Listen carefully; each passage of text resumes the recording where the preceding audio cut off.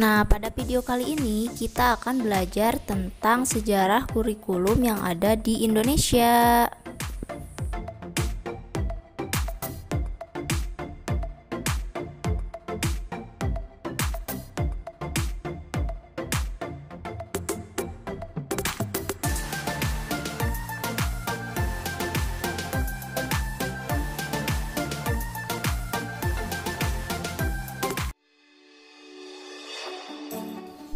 Untuk kurikulum 1947 atau biasa juga disebut dengan rencana pelajaran, masih melekatnya sistem pendidikan kolonial Belanda dan Jepang.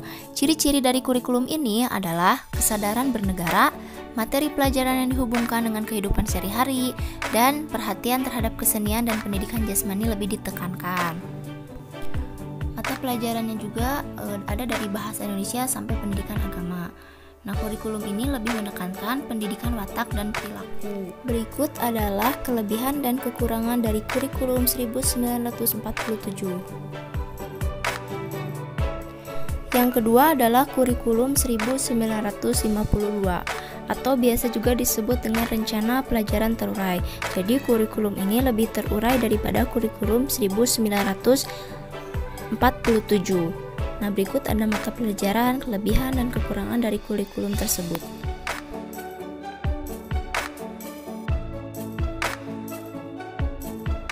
Yang ketiga adalah kurikulum 1964 atau juga disebut rencana pendidikan.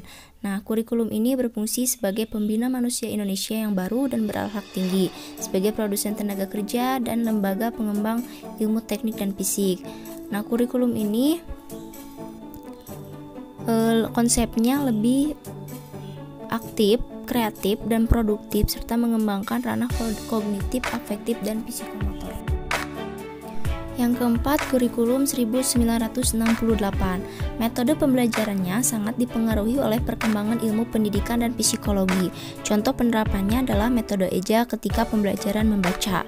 Nah, berikut ada mata pelajarannya, kelebihan dan kekurangan.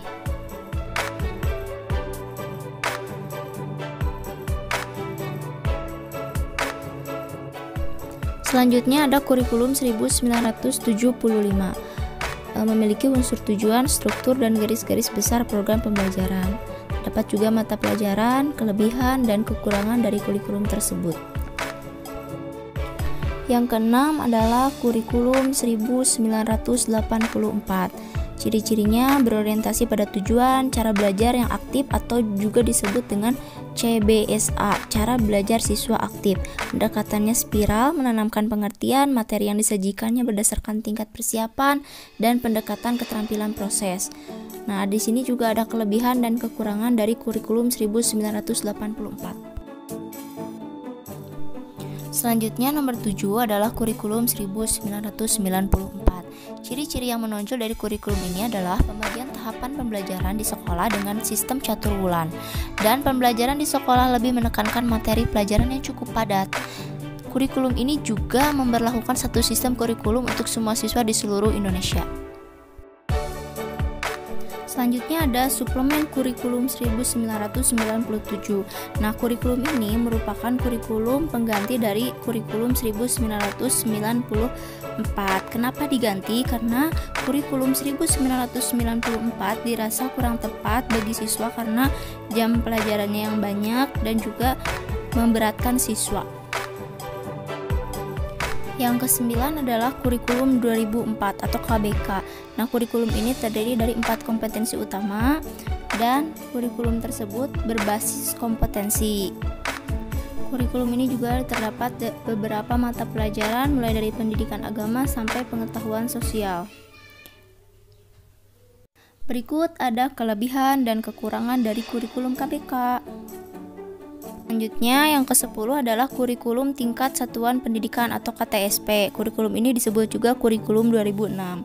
Terdapat beberapa mata pelajaran dan memiliki standar isi yang memuat kerangka dasar, beban belajar, kurikulum yang dikembangkan, dan kalender pendidikan.